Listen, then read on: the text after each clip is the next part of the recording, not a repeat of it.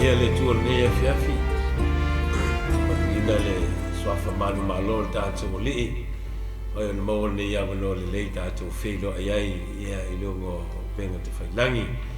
Ia nei avanoa ia whatalo whatu i le pa ia o se tātou atunu Samoa. Oi o loo mau alava avanoa mai moai nungo le nei. Ala hata ia po tu langa foi o mea whaona po nei ia mo whaia manoa tātou te whisota iai wha talofa wha malo soifua malo foi le langi no mā wha talofa atu i tupu matamali whai launga foi ia meise o whanatua matausi o lawa i tupu langa talavou tama mataine ia o se tātou malo Samoa meise la tu nuu pe o tātou au mawai pa talofa lau whainga renga pa ia le tua ia lo whawhale le malu le awhioanga ma le awhioanga ia ona o le tala ina o le tala lei malo whatalofa ia o le atina ina le malo le lii lato whalau te le ina le malo le tua le whain whangalo ina ia le whatalofa ia au na le lii e o lo whaimatatai o le kalisia le lofa tunoa i Aotearoa New Zealand sunga ia Freti ia mese whalatua ia tise malpa i o le kalisia i sunga i whawhiangainga e meise le mamalu ma le lasi o le kalisia malosi New Zealand nei whamalo, whawtai, whamalo ngā lue, whamalo foilo on sai, whamalo whapalipali ngā luenga le lii. Whatalofa whapitoa i le sunga i le taitai o le po le pule o le tātou TV, ia le sunga ia Mike Matwaltua, whamalo le saifua i le sunga le whiangainga, ia o loa pēnā o na ngafa pēr ma le tātou ala ata o le Global Kingdom TV New Zealand nei ia o avea o se ala ata e muli atu ai le finangalo o le tātou tapa au le langi o te whaafitai tele foi ia i le neiuso a wauna ia ona o lona loto foi tu inatu i le lii ia ona se mea o atu e le tua i lona finangalo ia wā ia se awala i whaingo fie e na o le sawali ma le whiau ia whaingo fie ona la ngona e tangata uma ia matala i atu le finangalo le lii se awala e mauai viso tainga i whaona po nei me se foi o le pule foi o le upo le tua i mawhai ona o i tono ainga me se o whanau ia mai lato uma o lo fia maua ia le savali pe ona ia i whaftai tele i le tato wala anta i pe ona whiwhilia i foi le nema i tau ia i whai mawhamulianga ele langona ua tele au na le tua o lato i lungo le nei ala anta ia po nei foi TV ia ua whai mawhamunianga i le laulangi atoa ia ngata foi nei Aotearoa New Zealand nei ia o se mātou atunu o foi Samoa i le waawai ma le whalongolongo mai ia moli ale nganga whaamalo moli le nganga whaafitai ngā ruenga le lei ia o mea le lei ia ua se vi inga o le tātou tapa au sile o le langi ia nei a fiafi ia ua maua foi se avanoa e wheiloa iai ma le TV nei ia o lea ua mau foi le avanoa e whasoa i ale le upu whauina le tua ia langona o avanoa le lei ia te tau au na whatumu ai me le lei o ia o whalewe lawe foi ma fuafuanga na malanga mai ai i polkalame whale ainga ia e le mawhai ona tuua i lalo le pito la au whainga luenga te tofia le lii whea lawe mawai avanoa e pe foi ona nei avanoa ua maua ia e le mawhai ona tuua i lalo nei a manoa whaauro i au na ai ma tautua le finangalo le tua ia lava o e whaafonfonga mai ai i le tua o le nei lalo langi po whea lava se mea o lo e langona mai ai lo leo ia o te manatu ia e avea lo leo whai ma fonga tau moli o le anganga pa ia e o atua i lono finangalo ia maua le anganga o le whaamalosi ia o le toi tu lai lunga ma le toi ala mai ma le toi on sai mai finangalo le tua wa e o ia le tātou wa ai savalinga e umi lona whainga ia o te loa e le mwhaia o na alo whawhita auli o whainga tā ia o mea foi o longa lua mai ele li o nei larolangi ai tātou te mana o mia lava le upo le li e whaamalosi mai ia e whaamanatu mai ai tātou e mawhai o na tātou malosi ati diai finangalo le tua le ala foi lea o le au ngata ia e le whaawaiwai foi ia e maua awa noa e mwhai ai o nanga i mai ia e fia whaasoa le upo le li ia o na o tō si sila mai ia o lo ingoa na o Paletasala Pagaialii ia o te sau mai le motu tele i sala whai me ono iai ia ele kalisia le lofa tu noa i palauli ia o ina o lo ngā nuru ai ma le tō lua ma le whanau ia o mawaina ia wanoa e ngai mai ai ia ese le te leo le ainga o le tua le fo le malo le li wa le whapito au ngafa fo ia tūlanga o le whamoimoe ia o e langona e fia so soni ia e fia ngalua e fo ia whapena o na whamalosi pia i lau ke usiano mai la tau o lo tau fituli ina ia tau nu atu lo la tau whamoimoe le ola e whamau ia ai le amataina ia si whamalosi o nea fiafi ia e langona o le atatu te talo atatu whatangsia le ngahanga pa ia o le li ia o ia lava na te pūlea me uma whamanuia le alata whamanuia i le alu nungo le ea o whea lava e anga iai le nei whamoimoe ia whapenao na iai le pūlea le tua tutasi i lona toto e whapenao na sausa wai me uma na ia whaingo fie o na ofi le savali ma ia langona e tangata uma ia malo lusi ai au na pea mo le tua mo le finangalo ane ia fiafi ia o le atatu saunia le talo ia e a mata ai le tatu mafutanga ma le tatu porkalame o le nei po ia o au e le tua o lo mātou tamā o e lava o le tua e ou le viinga e ou le whamanu e ou le whanutanga ia fo ia tu lava ia te oe le li me uma wa e te tau ia te oe le whamanu lo mātou o li ia vi ia oe lo mātou tupu si sili ono nei awa noa le lei ua mawhai ona mātou maua le li mātou te fituwha i ai mātou whasoa i ala ia wa whiongpa ia lo mātou o tua ai mātou te le i amata wa mātou tangsia oe nganga pa ia ina iawhio mai lo nganga e amata ina nei fuafuanga e amata oe le li nei porkalame whai oe nei porkalame le li ai alu ma le mana le li ilo finangalo o le mātou te talo ia ina se nganga ia whamalosia se nganga ia whatula ia se nganga le li ai wa whawaiwai lau whaoratanga ai whai walangona le li le musuai lau whaoratanga ai whai o fia maua le fisosani lo mātou atua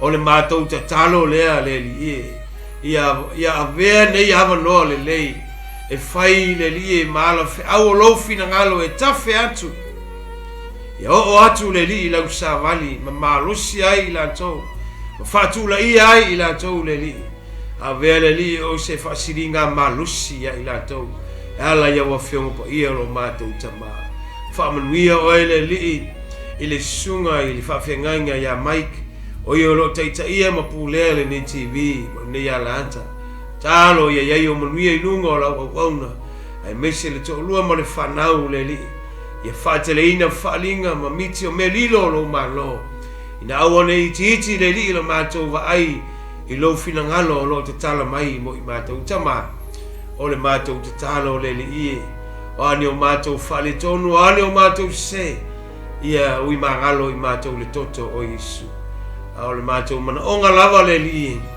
ia ni anganga ia ina mo oil ni ia fiafi le li whamanuia si o matou atunu pele o Samoa whamanuia ia au le li o lo whafale le malu le afioanga ma le afioanga ona o le tala ina o lo finangalo lo matou tama nei fo ia tunu le li le ngalo le matou te talo ia tautai oe lo matou tama ui le matou vai le lolo wao le tau i timunga mamatangi ai le fuaina iai lo matou ola i la upu le li o malawa na e o uina i matou o le nofo i le melilo e mau oi le paolo le ona le malosi o malawa lo matou tua na o le matou mata ma matou wa ai i swingo le soifuanga ma le lalolangi nei ai tu mau lava lo le lei mo lo whamaoni ie muli ia te oe le li ma whaia lo finangalo ia te maa amata oe nei whamoe whai oe nei whamoe a uma ona tu mau lea ia i mātou le ola auna le ola ngalue le li e nei maso mlawa e o ai lo toe fia mai a o le vi inga e tu mawatu ia te oe ona o Yesu ke riso lo mātou li mo le mātou whaola amene Amen. Hallelujah, hallelujah. Ia le tua le ia fiafi.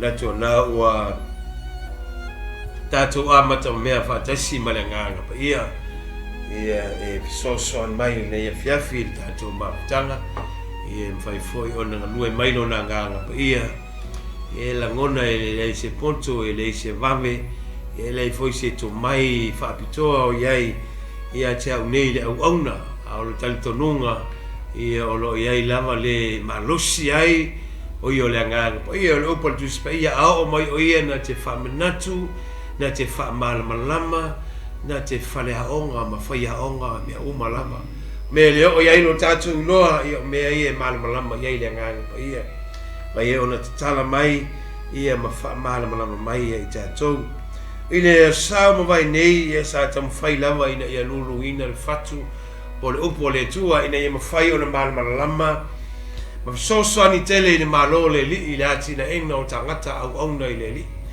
ina ia mawhai ona fisiringia po feo o iai le whawhitauli a feo o iai le fo a feo o iai o ta oto ai le feo ngapa ia le tua e winga i le ola tautua ma le ola au auna ile li ma le savali mo le tua le filfili ai nei whaitau i titi ma le feo ngapa ia le tua peo le fiafi nei na o to sisila ane ua faulu talaina nei fiafi se mata opu e fia tala noina ile matua fale nganga o le tangata kelsiano o le spiritual mature ile olanga fa kelsiano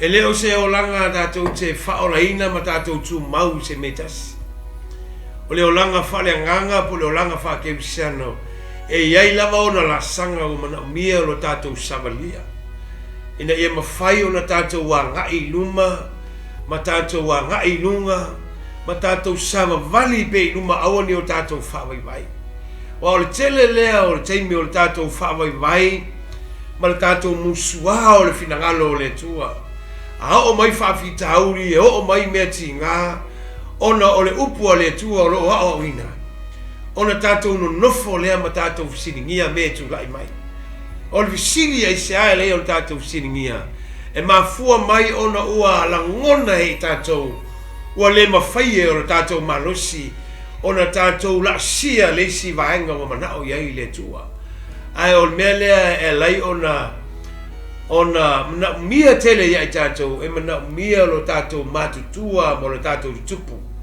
ina ia aua nei o tatou matua e fua lo tatou malosi i le matua e fua fo i lo tatou mawhai i le matua whaleanganga ai a tatou whaolaina ma tatou no nofo ai le metas e o mai lava mea o le soifanga e le mawhai e tatou ona tatou a ea e le mawhai fo e tatou mena lai ona tatou pleiminga le lotu e fo le teimi e tatou te tala noa i le upo le tua tatou te fai upu i le kalisia ma tatou fai upu i au na le tua ai mese fo i le tele o mea o lo iai le lalolangi ma le soifuanga o lona mafuanga tatou te le o i le me mana o le tuspa ia tatou te o iai ma le fionga pa ia le tua tatou te o iai a e si sila ma ai le olanga o le tamaititi i le upo le apostolo Paulo mai o aso a o i titi sa o faya mea fatamaiti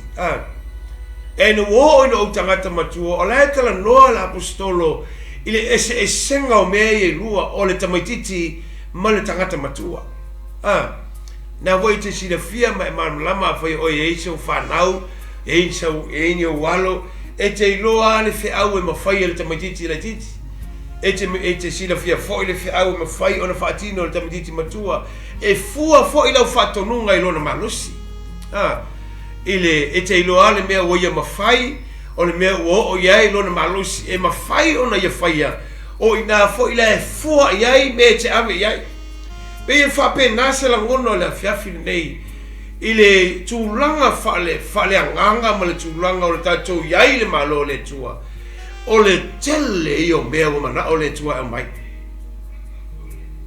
tele i o mea o mana o le tua e mai le kalisia fai le mea lea, whaatino le mea lea, ia ngalue le mea lea, ia o le ekalesia i le mea ua mana o le tua e whai.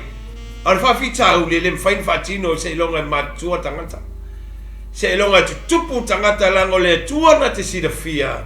Le matua e ta tau o na mawhai e le tangata o na whai. Me vole na lai o na whaau e Samuelu tamo o tawita. Ina ua a ami le tama i le vao. Ele uma na whaau o na avelo le tama e tu ulungo no whaali e whai matupu. Le ai, na manao le tua e uia ua whaau i mea whaale nganga. Ua tu iai le siava noa o mea. Ua le polkalame le tua. E na manao le tua e toi ave al tama i le vao. E nofo ai mwhafsa ngai pe mamamoe. E iei le mea le manao i le tua. Le manao le tua e whawhau le tama. E whawhau. Se ia o i le matua e ala ngata tau ai o na tuu le tama i lunga le nofwali. Amen.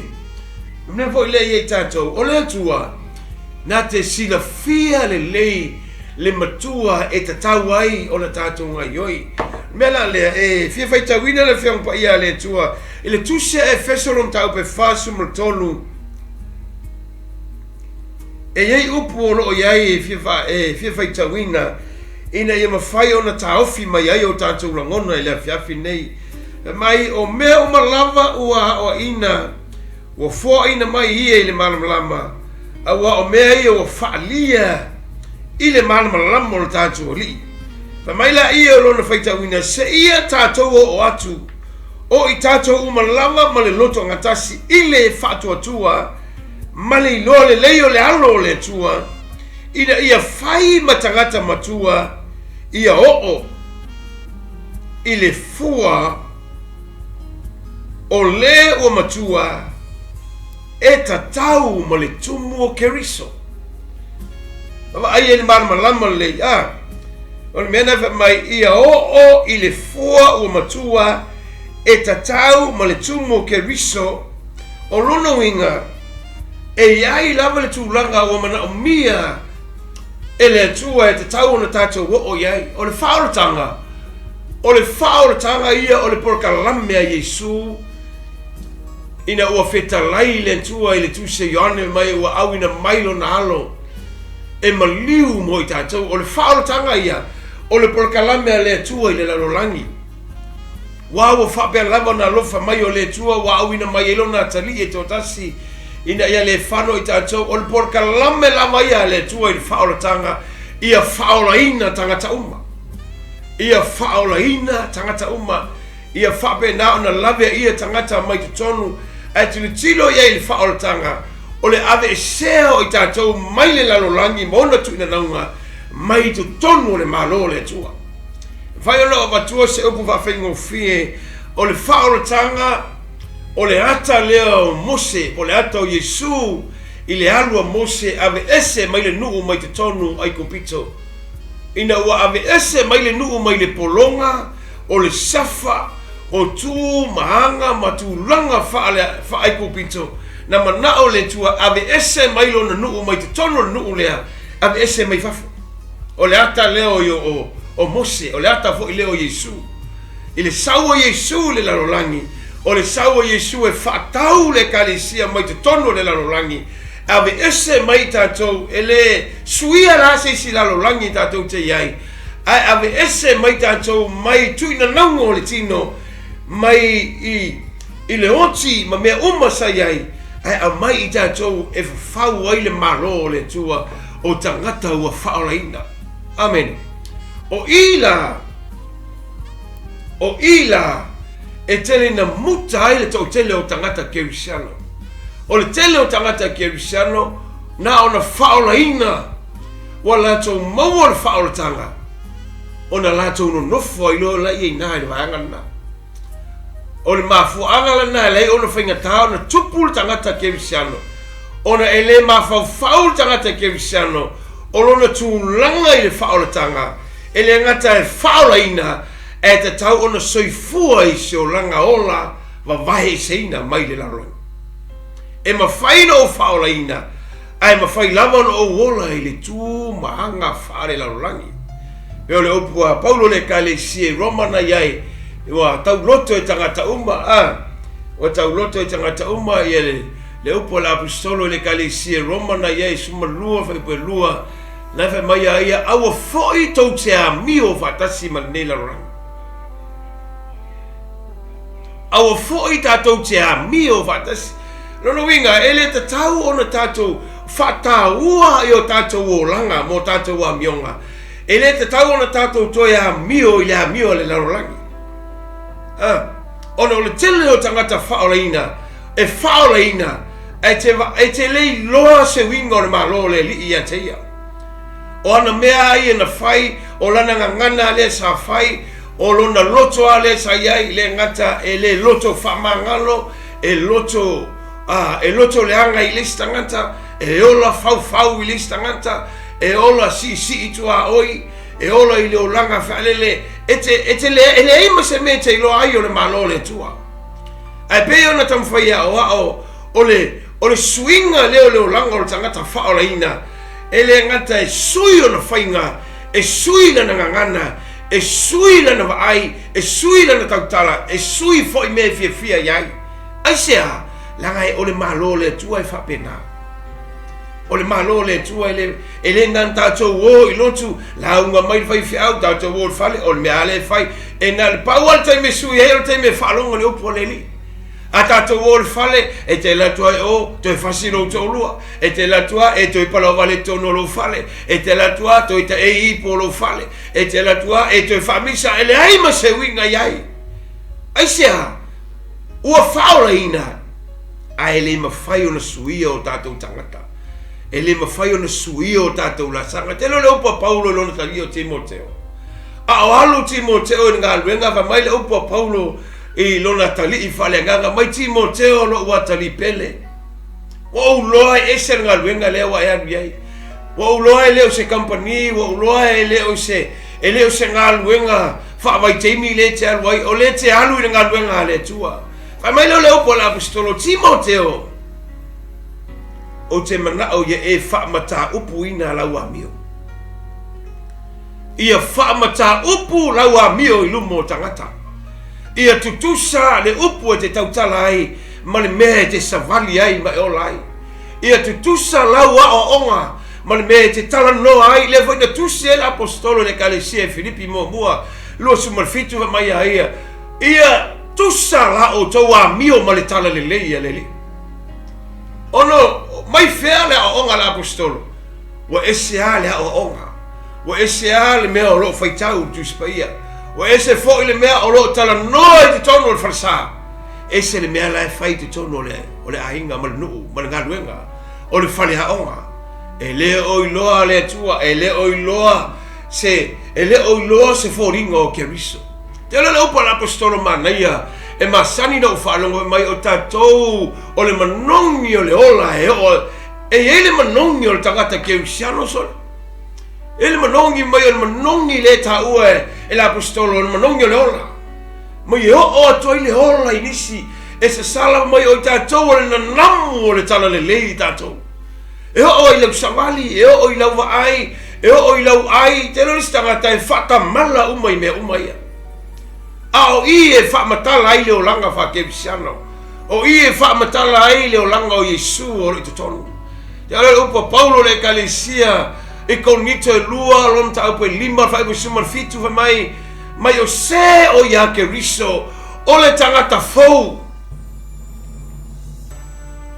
fia o le au kebisiano e tala noa e le upu lea o le tangata fau o le tangata fau o le tangata fau o le tangata fau ai a o al te me fai ele loto e fai ale me mana o yai te lo tangata fo fai mai fai un mau o le tangata fo ua mavae me tuai o le ale me tuai ua mavae le loto tuai a fai o pale sa o wola le langa tuai o lo loto o te ola fau yo uso a kemsiano o te ola fau me le anga o te ola loto le whamangal, o te ola loto le hanga, o te ola whai mea le hanga, e vesi ai ainga, ina o maua le leo Yesu ke riso, o te leo toi whaanga ina le loto na, o te leo le te o atangi ta vita i le tua i lana tatalo, na tangi mai ia ta mai ia le tu ai ia su mai ia tau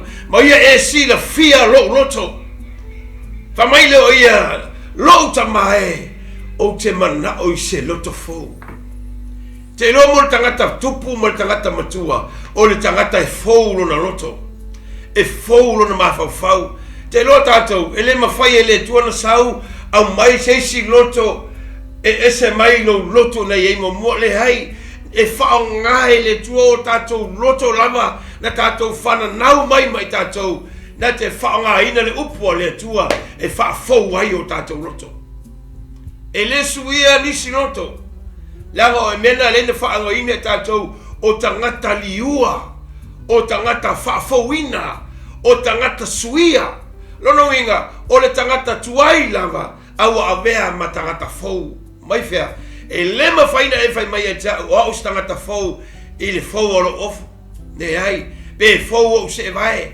be fo lo tala noa fa to e loa le tangata fo ina o fo lo ma fo lo tangata i tonu e ma fuai ona fo le tangata i fafu o le mela le fia tala noa ai o le ola va vai se ina o i tato o le ola va vai se ina faolaina o le tangata faataua lo ola va vai se ina fa mole e lango e fesole ia le upuna le apostolo e mataupu e 5 fa bosumatasi e le ai ma se ngana iai mai Paulo le kalesia Roma aua tou te amio fatasi ma le neila lo langi fa mai Paulo le kalesia Efeso e mataupu e 5 fa bosumatasi aua foi tou te amio fatasi ma ila iai fata auto le leima ia le apostolo so ia tatou te winga fatasi ma le laulangi ele mafai o le tatou tutupu ele mafai o le tatou matutua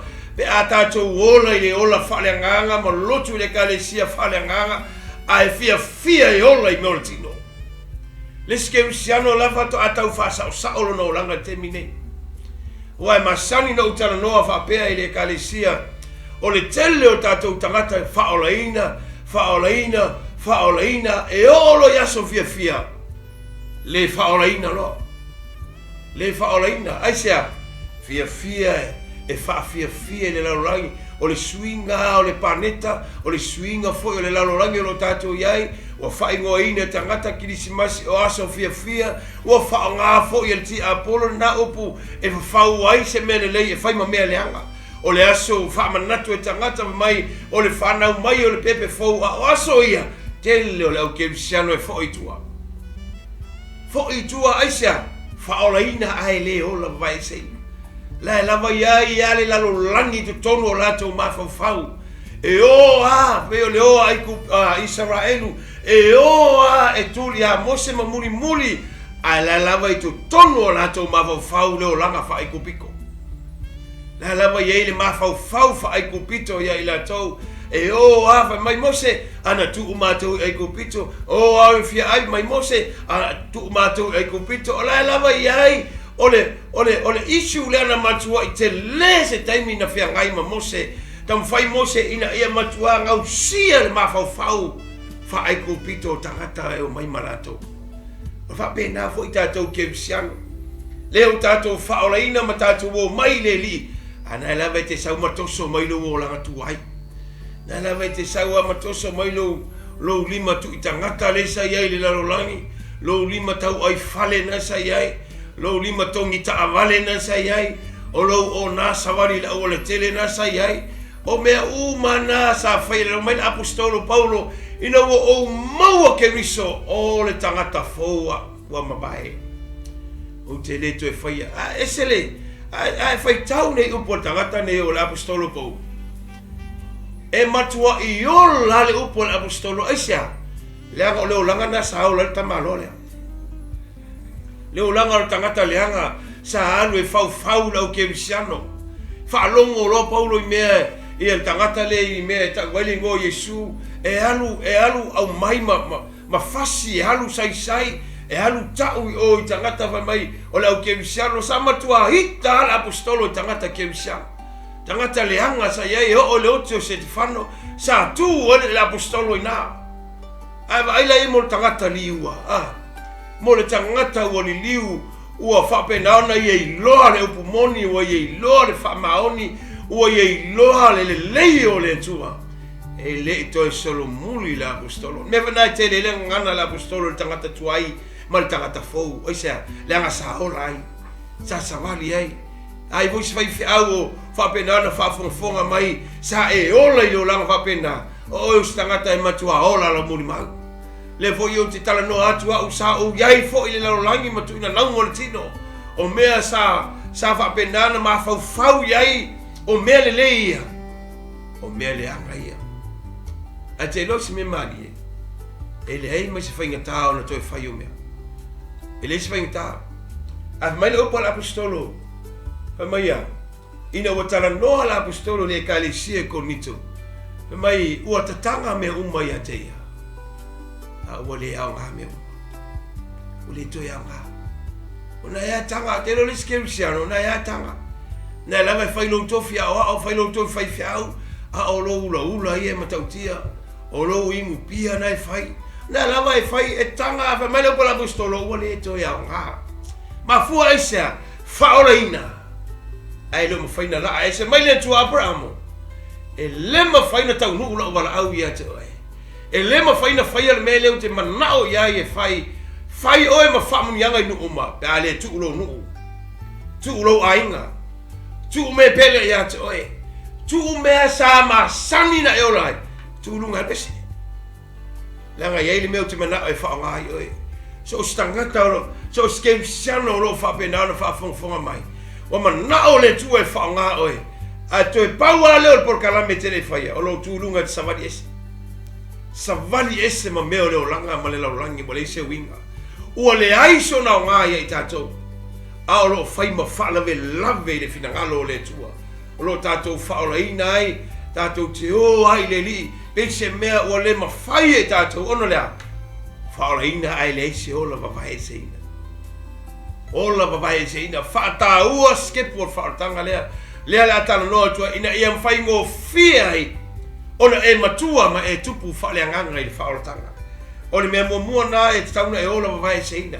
Tauna e ola ia whapena ona e sea lo tangata ma e tūlunga. O mea na e fia iai. Ino iai. Ita iai. O ingu ngā awa. O ingu ngā pia. O fianga i wharkarapu. O mea ia sa e ola ma iai ma e fia iai. Te lo oe. Wa ota me umane wa e maua Yesu.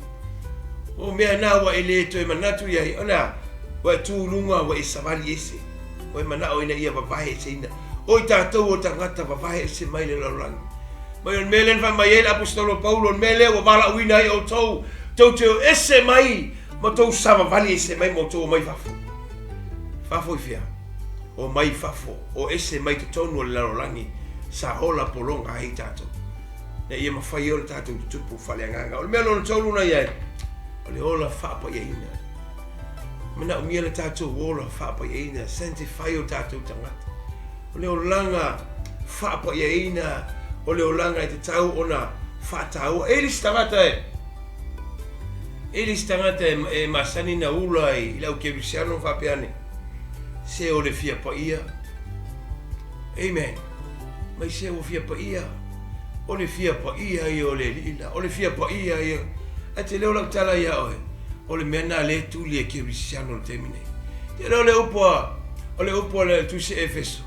O le kalesia le whaatali ne esi tia. O le kalesia pa ia. O le kalesia pa ia.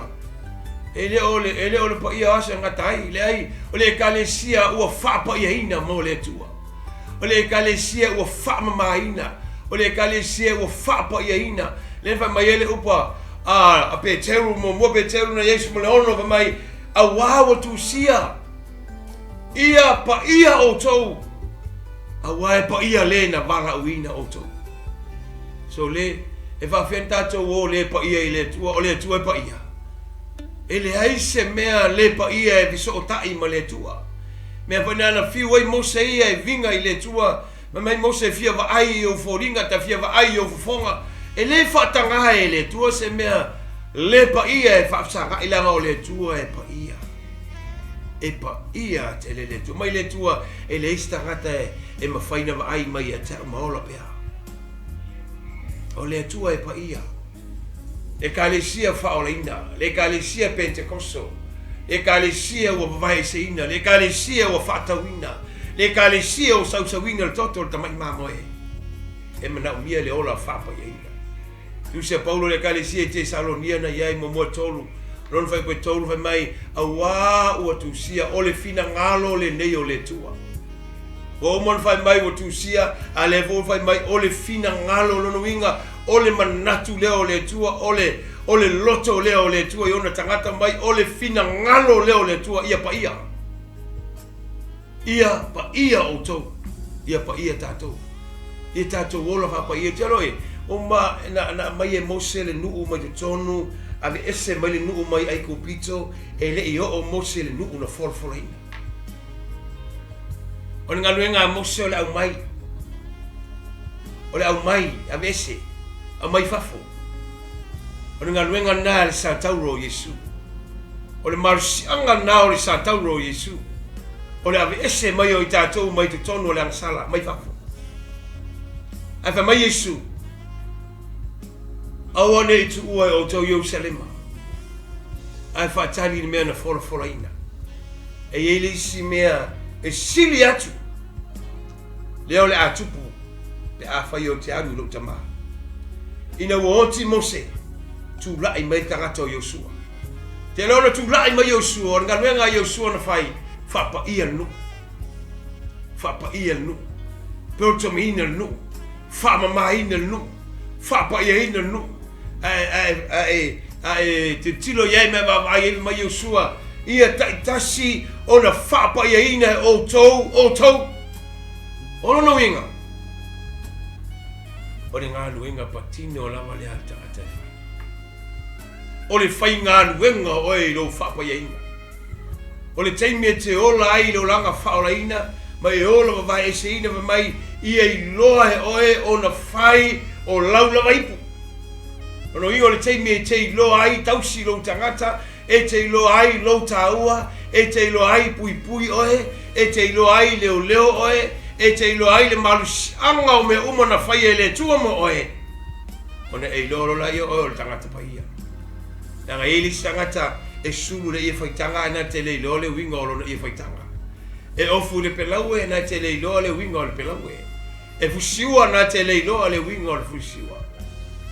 Ai o le mele ve mai ele le apostolo Paulo ia e loa e oe ona fai o laula mai i le tau le leia ma le whapa ia ina o lono winga ia tātou loa na whapa ia i tātou o le teimi tātou te whapa ia ina i tātou e hala ia tātou sailinga whaleanganga tātou te saili anapongi tātou te saili le tatalo tātou te saili mea whaleanganga te lava tātou te angai ai o le tātou tam whai lea ina ia tau sia le ola whapa ia ina o tātou ola whaleanganga mo le amen o le whawhita auri lava le tam whai e tāwhi ona ua tele le kalesia o tele foi tangata o tala no le pe kalesia o tele tala no is fala putonga o tele tala no se lotu o tala no le pe kalesia o tala no le tangata le o tangata o le kalesia le o lo fatali o lo tapena nei o le kalesia o le tangata o vai se ina mai o fa po ia ina o fa kawina Yesu lo no toto o fio mai le ngana po ia le o sau le ngana po ia o nofo i tonu o le kalesia lea. O le ngā luenga le nganga po ia wha manatu, wha iloa, wha malamalama, wha matala me uma ia i tātou. A o tātou le winga o le wha o le tanga o le upo leli. Uisi e mea te tau ona tātou malamalama iai, ma ia tātou whatau wa ina ngā luenga le nganga po ia i tonu o i tātou. O lisi mea o te whia o iai, ia i le mea tau o le tupu ma le matua o le tangata wha le nganga. O le la sanga o le upu o le tua i o tātou oranga. O le la sanga o le upu o le tua. Te leo le upu o le li. A e tilo i entu se a mātai o mle tu se mareko o i snopi o le tu spa ia o la tu au maia ia le teimi na whaamatala i su le le upu lea i le fata oto i le fatu ma le ele lulu saito ai titilo le ai ile mea pe o le whawhita uli na tala noa Yesu o leo tala noa Yesu le whawhita uli o le fatu leo tala noa fo Yesu le whawhita uli o le lulu o le tangata na ia lulu ina le fatu ai o leo tala noa ma mafa Yesu le whawhita uli o le ele na pa ui e le fatu ai titilo le iai e tolu to inga ele na iai o lungo le awala o te tonu o lungo le papa ma te tonu o le vau tuitui titilo la iai ele se whawhita auli o le fatu ele se whawhita auli o ila tauna lulu ina le fatu ai o le whawhita auli o ele o lo tala noa iai tātou o tātou loto o le loto o le tangata a mon whai ono o toi a maian mea lea ona o le whaingata o le tātou tupu ma le tātou matua langa ele o le tupu o le maso ele o le tupu o le tino ele o le tupu o le tangata ai o le tupu o le upu e mawhai ona ia au maia fōlinga i le tangata e loa ai le me tau o le matua o le tangata whaleanga. E te rongo fia le tangata o matua i le upu. E te rongo fia o le tangata o fua mai le upu. A tātou tala noa la whapena ona o le tele o teimi o loo lusi le upu o le atua. A te tiro iaife mai e pa ulungo le awala mai wa tate tia ia le fatu o le atana o le upu o le atua o loo lulu ina mo i tātou. Tele taimi o loo la unga o le upu o le li, o loo la unga o lunga o le telefoni, la unga o lunga o le TV, o loo la unga o le pule laa o le lotu o loo AI, so se mea o loo la unga o le upu o le atua, e leo le whawhita uli na o le tala le lei. Whiala iai le whawhita uli, o le whawhita uli le tātou whalongo o me pa ui e le upu o le. O i tātou la ngai sau le upu o le atua mai, e peia le pa lungo le awala e ta vale ya le upo le tu o le wingo le upu ta vale o le lea mana ia e ta o le upo le li na ona fa longo mena fa mai le upo tu spaia awane ave ta to o tangata fa longo wana o le fa longo wana o le fa longo e fio mai ya Yesu na o le fa longo ai le ai se ana o meta o le ai se ana le ai ma se swinga i loa le ai ma se mea i loa ai se mea moni. Le ai ma se mea i loa ai se mea moi. E winga i le whatinonga le upu a le tua e whalongo ai. A o lai tawa le vale le upu e le ai sana. E le ai se nga lue o le loto le upu e whawai vai e oe lo loto i nei mawhai ona ngoto le whatu. Ka mai le upu tu spaia ona saulola i o le manulele o ta ua o satani na mapiki le upu. E la ua te lele upo satani. Ana le o la ke Cristiano elengi upo. Ono lea, te le whaalongo ai le nga wai. Whaalongo ai le loto maulano. Te o te le o ke Cristiano istangata e o mai ala tau le fale ele e matua le upo le upo mo i la tau o le wana fai le fai unga le upo. Ai le ilatu le upo le tua o le wana fai le fai unga le upo. Ai sea, le anga ele la tu sao le upu mea naena iai lau fai unga. A fai na e wha apol kalame ina lo tangata i lo wanga i mai le manu a ele o alu atu le upu mea lo iai lau por kalame.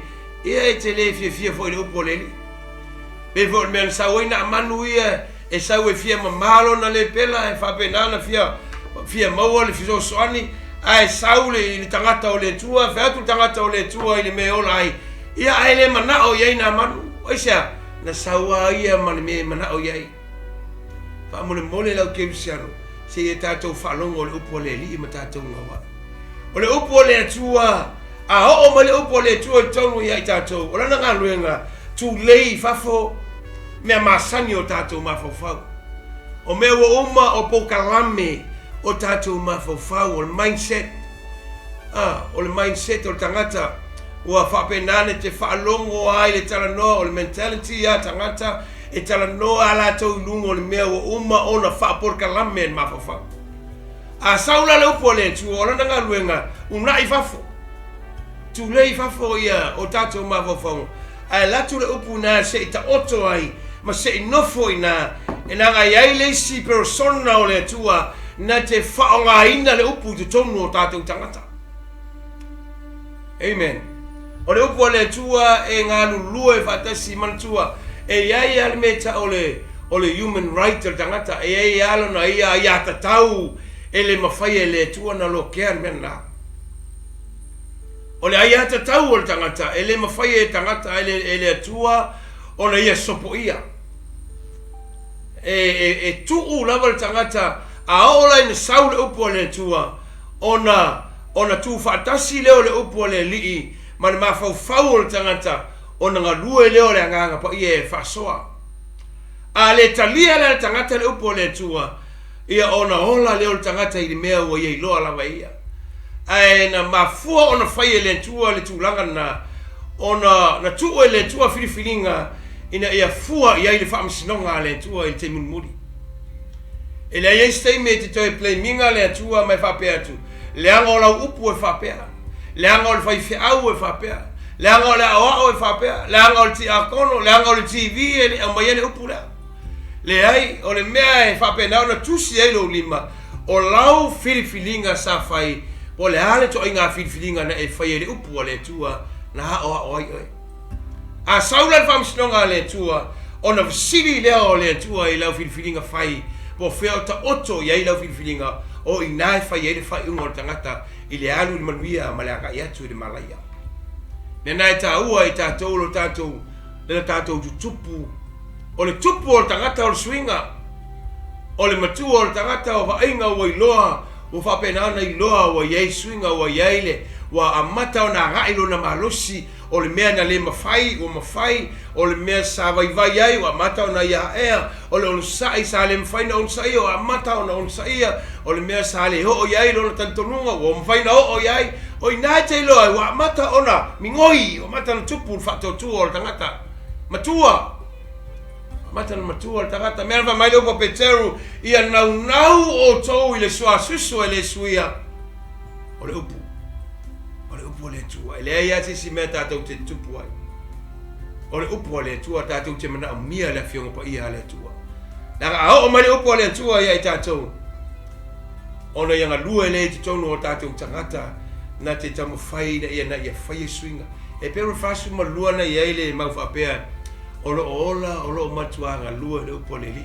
E o inga unga tino, iwi maano, o whiriwhiringa lo loto e le ai se vaipa noa. E le ma whai e le upo na ho o iai. E ho o iai marusianga le upo le tua. Me vananwha mai e Yesu i lona taimi. A o Yesu, malaunga Yesu, whai whataoto, whamalolo mai. O le upu alean tau tala Yesu i tangata mai ua a mata nei la whamsinonga. La le winga o le sauranga Yesu. E le mawhaina Yesu whamsinonga. Pe a leise upu. E le mawhaina Yesu whamsinonga pe a leise upu. Langa o le whamsinonga e saurunga o le upu. Mai le tua ia Eva Matamu. O la au umol whatoanga e te lua ai e. Ai le la au e le te tauna lua ai e. I le teimi ana saunoa ai le tua le upu lea. O le teimi whaina a mata e le whaamisinonga o le mawhawhau. La le whaamisinonga o le mawhawhau. Le lei ma le leanga. E whatulanga mai loa e le tua mea e lua. Whatulanga loa e le mawhawhau tangata o le mea le leila la. O le mea leanga la lea. O le mea whatanga la mea la. O le mea whasala la mea. Ola ia leo le tangata. A ua ia i le whaamisinonga o le upu lo le mawhawhau. Ua i loa le leia la le tangata. O le mea sao ma le mea se. O le mea le lei ma le mea leanga. Me voi la lea. E whautua ina i tātou. O i tātou lea ua whaalongo i le upu. Ua o mai le upu i te tonu ia i tātou. Ua a mata le whaamisinonga. Ane sumar whana iai, sumar fitu, sumar leono. Ane sumar leono na iai umai na o mai le nganga pa ia na te whailoa le amio tonu. Na te whailoa lana whaamisinonga. Na te whailoa le mta upo langsa. Le mwhain tātou whaia le whaamisinonga. E au noa ma le upo le atua e o mai e tātou. O le o mai le upo le atua. O ina a mata ai le whaamisinonga o le mawhawhau. O le whaamisinonga o le mawhawhau le lei, le anga. Fea tātou te o iai. Tu ulola ia le tua la manoa. Whai le whiriwhiringa le tangata. A e whiriwhiri ai le mea te alu iai. O ina fo isa wele whaamisinonga le tua. E le toi pulea la le atua me fai. Ai pule le atua le filifilinga na e faia. Ma o faia. Na mafuai na se tango. Ai o le lui o le afiafi nei al matau. E mana o mia o lo tato matutua faleanga. E mana o mia o lo tato tupu. Ia e tumu ato to ke riso. Kolo se tolu sumo le ono mai. Ia nofo la ua fionga te tonu ia te utau. Ia tele. Ia tele. Te lo tangata Samoa. Ua matua tele a ngafa o ainga I mafofa. O le ilonga se tala tuku e le mawhaina wha matala. Ao ina wha matala ala o matulanga o whanua, matulanga ala o ma se sto inga mea. O ngafa e amata mai le au ngā tupulanga te vai e le pa u se mea. Ai se tato atu ia la le tuispa ia. E o le salama lusu mo le tolu o Iova o leo ma mo e la ala aoti ali stangata Samoa le in tau no toi. Ai sea, ua tele mea o le olanga, ua tele mea o le larolangi, a ua ititi le upo le atua. E te loa oe o le winga wa aia o le tangata. A mata tangata I le winga wa aia, o le mata tangata I le upu o lo tutonu o le tangata. Langa o le ngā yoyo ulima ma le ngā yoyo uvae, o le ngā yoyo le ngā ngana o te whaangaina, e mā fuona sui, o na ua sui le tangata I te tonu ma ua matua le upu le li I te tonu ia tia. E vena lei ona whata ua le ola, le iane suma lima ona whaipoe valu mai e vi ia lo ta mai le nei mea pe a fua tele mai. Mena e o le whawhita uri na o le tele o Kevisiano. E les Kevisiano e saulo lotu, e mai pasta o te fia anu e whai melea, o te mana o whai melea, a e le I tei ma whai e lona malosi na whai se mea. E le ma whai e lona matua na whai se mea. O tātou e fua ale mea I le ngā luenga e te whai e lo malosi. E wena e anu e su e lau ngā luenga e a waku lea ki ke li, e watu lea ki le mea na e a onga ai, a tiritilo la I e le pule o na filifili leo le pule le ngā luenga e te anga vaari. E le wape e te le I anu se a onga na tuli atu e lu tamai te alu lea onga, a alu e ta whaama e pele mapu, a e te mana o te alu te sau whai le ofisa. Le ai e fua le mea te whaia I le mea I le ngā luenga e te whaia I le malosi ma le malmalama wai ate oi. Whape nā uma leo langa whale anganga o tangata. E malamalama leile atua I lo soi fua mo lo wala. Ma I tātou uma. E au mai foi la ele atua mea tātou te mawhaia o na tātou whaia. E fua I lunga o na tātou malosi whale anganga o lo tātou iai. Ina ia mawhaia I ona. Ai le mana o le tua te lo oi mo tangata ola pupu ule. Masani na whaila utala whatu sana I o le mato e kalesi. O mo tangata ola awal o potu spai o tangata e ola avilu vilu tono whalta. Te lo e ese ale leva na lotu. E ese foilo matua I le kalesia. Whamone mole e ese mane meta o le matua whaleanga.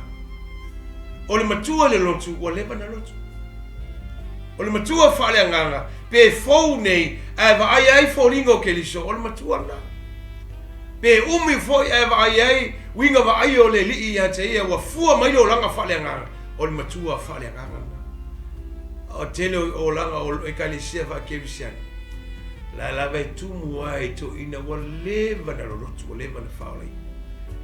O la lava e ula aisi, o la lava e onana aisi, o la lava e o aisi me le te tau. Matala whiangai ma le ola wharenga. Whainga tāwho ila na watu e le tua se mea e a te oe ngā ruenga le tua o isi tangata e sau te manao e te tala noa mai loa o le meana e te manao e whai. Le si toi ina e manao e tala noa mai loa o le meana e whai ai whika akua le whai whiau. E leo tu ua e oe le mea lai whai atu le whai whiau atu. E leo tu ua fo le mea lai whai atu tu spai atu. Na lai le tu ua me mana o tu spai ia mana o e fai mena te mana o e fai le kalisia o lona fai ngetala na o mea a o le tā ua o le porkalame ma le fufuanga nei ia ma fai e ona o whaatasi le finangalo o le atua ma le tangata soifua mana tua opu masani ato ina e so o ale fau ma le fau pia fai e whaalongo e fai launga e whaanganga ngana ai o le upo al tu spai ia e moni mau mai le anganga i le anganga te lo oe o le matua whaaleanganga o le tangata e so tai ama le atua i te niu. E ta tala lo taringa whalongo, e matala lau ngangana, So se me te iai e te iloa whaalinga o le malo le tua, e te iloa le mamalu o le li, e te iloa le paia o le aisea, ngai moni mau le anganga i le anganga, e le moni mau le anganga i le tino. E le mawhai e stangata ola whaale tino, na sauta mawhai e whai le tonu o le kalesia whaale anganga. Le se senga nao le malo le tua, langa le malo le tua, e whaale anganga me uma. A le matua whaale anganga la oe, whaale anga mea oe tonu o le kalesia. E whaatupu misa oe, e whaatupu vesi oe, o mea uma lava e tamwhai oe whai tonu tinana, sao le mawa whao whai whiau, e tamwhai lava oe, a watu le tonu se ono lea, e le o matua whaale anganga oe. E lo por tu spaia so stangata whaale anganga, e le hai ma se mea le anga e sau ai. Ona manatu, ona langona, ona mawhauwhaunga, e sau mal nofo ali. Aisa, langa fia nofo i vahe o le anganga pa ia. O le tangata whaale anganga, o lana lea mea ai e sa uma o le mamaru. Ma le pa ia o le tua. O mea lea lenga fia i ai, tala noa i ai, le vai fo i ona langona e pulea e le tua ona langona e te ni uma. E o lana maai, e o lana whaalongo, e o lana tautala, e tala noa mai lava ia, e malosi ai le anganga, e manui ai le anganga, e le lei ai le kalesia, e whealo whani ai le kalesia, le ai ma se tonu e sawa mai, e o ai tangata i tua, pe vai ai ni tangata, pe solo muli ai tangata, me voi nai tau ai whale anganga o whai whiau. Wa amatua whale anganga o whai whiau. E le ante ilo le leia, wha amasino le tala noa alana i kalesia. Nanga o lisi tangata e manao e lotu, manao ia e fia i edwai fiau, wa lava ai e fia i edwai fiau, awane e vili fo e lisi fai fiau, bolisi au, ia lava au e vili mai ai, ia lava au, ia e whapenana tu e se umatangata, e whapenale o langa o lisi tangata. Ai ao na matua whale anganga le tangata na te ta ia menea. E tautala fo i male alofa. E tautala male alofa, e tautala male loto maurano. E tala loa fo o ia le mea i loa ai, e mawai le vale lei o lesi tangata i lesi tangata. E le tala noa, so se fai aua e matua whale anganga. E le alu whawhau lesi tangata, e le angai ma lesi tangata. O mea nao le lalolangi, o mea nao le tino. O le tangata whale anganga, na o mea le leia e whaia. Na o mea manuia ai le kalesia, manuia le whainga malo. E le opo maseno whai wapea matua, a whai e te whale, a whai e te whatamala nei i lau whanau. E loa le si lalo langi le lau whanau. E atu le matou teimi, ai anga i male teimi o lau whanau, ai o mai, matua sili na le anga i le lalo ngesa, le anga i le isa ngarwenga ta ua na whaia. Le isa ngarwenga na whaia, ma fua isa e leo tupu. Tātou te leo mātutua whale anganga e tono o whaolta. Na ia nau au maia e nau au maia e whaiswhai tau whapea leo po Yesu i o tau talia le anganga pa ia. Ma ia whatumuina o tau le anganga pa ia. Ono le upu, ma lo mawhau, ma le anganga pa ia. O mea i e tolu ia o loa o le atoanga lea o lo matua whalenga. A le aise upu i antea, te le whatamala. A le aise whatumunga le ngang pa ia, te le mwhaina ngai oi le upu lea. Pe te le upu i tonu i antea au, a le aise sa ilinga au le ngang pa ia. E le iloa e au whaonga le upu. E tau au no whaonga ina le upu e toi whasio tenis tangata. E tau au no toi whaonga ina le upo e whaawai e isi tangata. Ma fua isia, le ngai te tau na whaonga e le anganga pa ia le upo. Mai o tā ma whau mo tāla mona. E tu awa noa le tua ia i tā ua. Mai le upo le whenga pa ia le tua ina ua au mai le whiau i le tupu mua o Israel. A e whaitau le tu se Samuelu na e whai mai. Fa mai le upo tangata o le tua, fa mai a o mai le anganga o le tua ia te oe. Ona e tanga o le fai se mea le lei, o se mea ua e iloa e le lei e te tau na fai.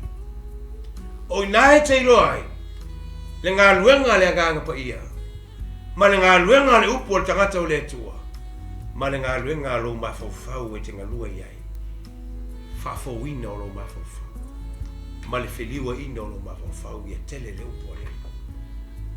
O le lui mo e sa moa le atunu pele.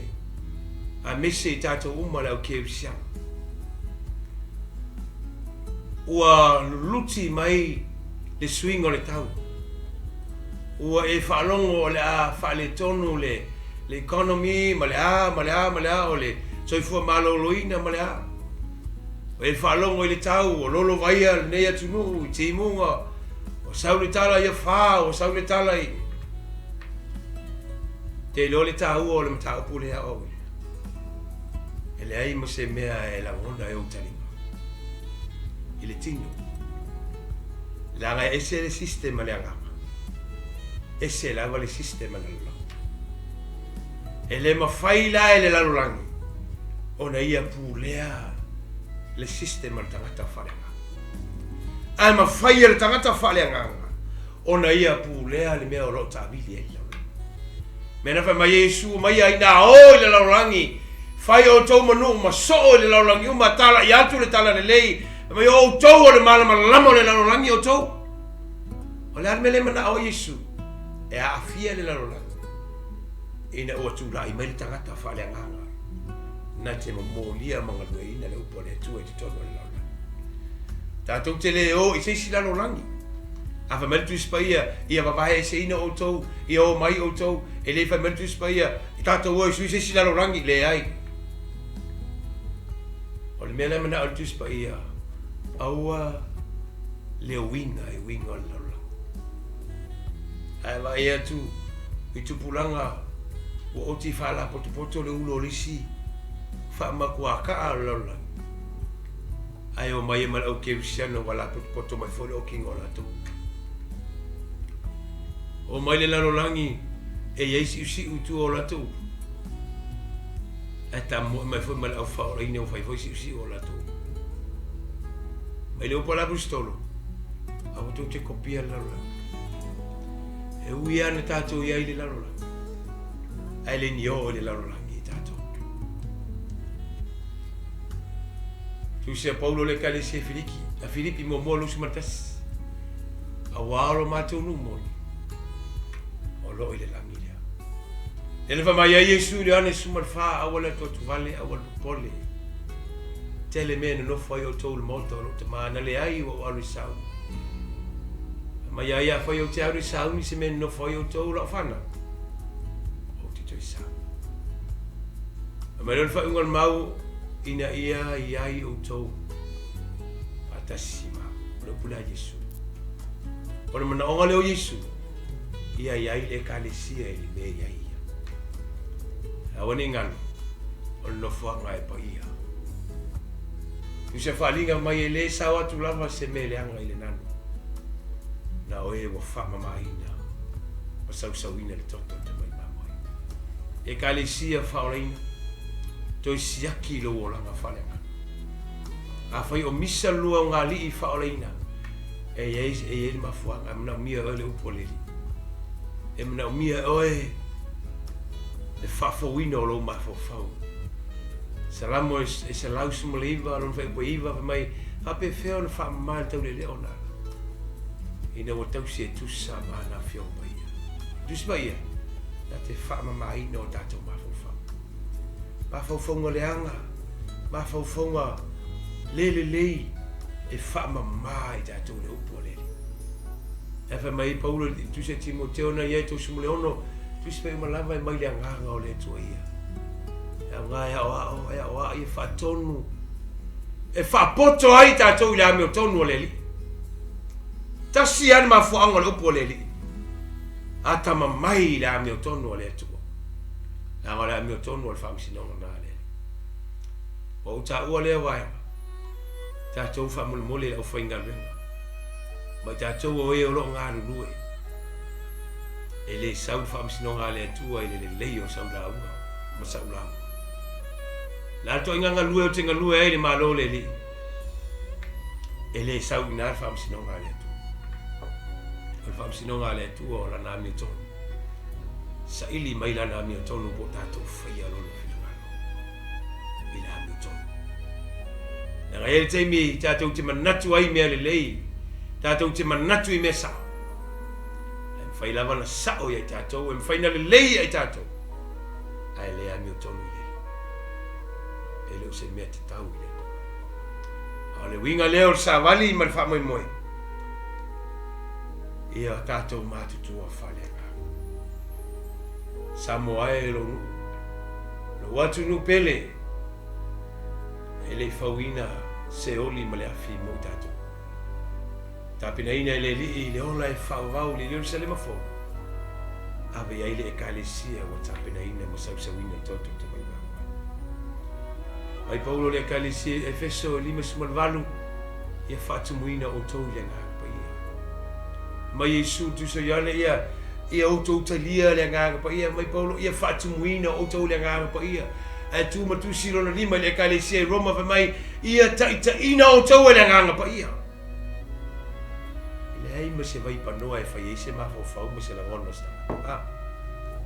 Tai le nganga pa ia fatumo le nganga pa ia fa pena ina sawa vali pe o popolo Galatia mai ia o tau sawa vali le nganga. Ona le to e fai le o tau o tu na uti. Ele manatu. Ole por kala melea ma fo fanga le ne ia fia. O manatu ia ma se wha moe lea o salavi ma nau whainga renga. O manatu tele isi o tātou atunu o e anganga o Samoa. Le ia maua so lātou wāmanoa I le mālo ma ne ola e wha. Au tau tā pena le nei tau sanga e kālesia whea lava le to inga e kālesia ke risiano lo iai. Te fiso swani mo e matua mai e tupu whare ngā. A e le matua mai e tumu le upo le li. E te le maua le file mo. E te le lopo a meo whatani mai le anga. O lo whatani mai le li o laurangi na tamwhai e whasalavei. Ta savalina. A ia ta pue o ta ola I le upo le li na ia ta matua whare ngā. Mai e tātu tupu whare nganga I le whaata. Ona tāma whaia leo leo. Pese le upol pese masaina pese I ta maiti e te ata I le wha. Le alto inga matangi o le alto inga whainga o le alto inga whawhita auri. E te ata iai ma e pese iai e sea. O e maua e le alpenga malusi. O le tupu ma le matua. Mai e fua mai le tala I nei. O e tangata whanea. Ia whamanmia tele le li ia wauna le tua. Me se foi ia e malo Samoa. Ia whamanmia tele le li le pandemia. Me se foi le ao le malo le kapineta. Ia sunga I li whaipule. Ia e le ngalo au auna le tua o lo whawhale le malu ia whioanga. Ia whamanmia tele le li. Mia foi le tua le whioanga palauli. Me se au auna le li e kalisia le lofa tunoa ia muli atu lo whaanga ma ia whakamia tele le li ia tau le yaso ai fo yo whawhawha mai ai yo whalongo mai ai fo yo manaumia se so swani ia na olo so ta ia tu lava ia le tātou TV ia so swani atu na umia se te talo mo oe na umia fo I se whamalosi mo oe na mia foi se fa mal sianga faleanganga mo oe ia lo mau le avanoa fa penal e fiso tai mai ai le tātou TV ia ona mau le so swani mo oe se watu pele lo fa tele atu foi ile o auna le tua ia sunga ia la wi le tua ia ia mal pa ia le kalisia ia ngale le tua fa mia me uma au tātou mafutai me se foi le kalisia e sunga ia fret ia malfatua ia tise ia malmalu pa ia le kalisia ia famamia tele le li tātou ngarenga I New nei ia e sirial te talo ia I sunga fo ia Mike malfatua ia misiona fo o la wanga lue ai wa nganga o tātou atunu ala lea I le tātou TV ia famamia tele le li le alata ia moli atu ai au moli atu savali fai ma whamunianga I tangata Samoa. Ia la saunia le talo, ia whamai a ele tapo kalame le ia fiafi, ia ilaga le lei o le tua ia tau Samoa. Ia vi ia oelo mātou tamai whawawau, le li ia le suia le mātou ngangana. So se mea mātou te whaia le li ia, a umaona mātou whapeane lea o nā oni ele lava I mātou. O I mātou o mea na e whaia le li, e whatu sātu I a te oelo mātou atua. E lei foi se ato o toa le li o I le tangata. Awa mātou whape atu lo mātou o li, ia foi atu le vi inga ma le whamano ma le whanetanga. Le ia whapale ina oele o mātou tupu sisili. Ma ia vi ia oelo mātou atua I mea uma mātou te whaia. O le tatalo le ia fiafi le li ie. I lato umo na whafonga ma lato ulangona ina lau savali. I alu mane mana le li ina ia whamanuia ia I lato umo lo mātou tamaa. Whamanuia I te tono o lato ainga. Whamanuia I whaivo tamaa ma whaivo tina e meisena e mātou whanau. Au ke risiano le li o ewe filifilia. Ina ia tutupu I lato ma ia fia ia te oe. I hola le li ma ia mātutua whaleanganga lo mātou tamaa. Ina yali o ke riso I so te taimi. Whea lawa anga ia ilo lato soifua lo mātou atua. Ia atangia o ke riso I mea uma mātou te whaia. O le mātou te talo ia I se mai le li. Wha malo lo I suafa o Yesu ke riso. Ia I se mana onga lilo le li. Ia tali o lo mātou atua. Ma ia e anga le lei lo mātou te mai le ne ia fiafi. So se vaipanoa wo o ia le li. Le ngā luenga loa ngā pa ia. Ia whamanuia I suafa o Yesu. Ia whamanuia ina I lato uma I suafa o Yesu ke riso. Whamanuia iau au auna lo mātou atua. E ia tapena ina I lato I mele leio lo fina ngalo. Ina ia whapena ana manu malo ina nganga o lo malo. Ta maole ta talo I lau o fio na ia mātou ainga o ta ape masala lau. Te tono na ia fio anga male nei malo. Ia ho atu ai lo fina ngalo lo mātou atua. Ma ia hala mai I latou le li ma iewa mohe. Ma ia tūlai mai ma iewa onti. Ma ia latou vava I atu whalea nganga I atu oe. Whamanuia oe le ala ata le li, whamanuia le TV. Whamanuia lau au auna lo tāpena ina le leipo kalame. Fo I le vi inga I lau o fiotama. Ono o Yesu ke riso lo mātou o li. O lo mātou whaola o mātou wole ma wala au atu ai. Amen. Amen. Aftai vi ia leli. Amen. Amen.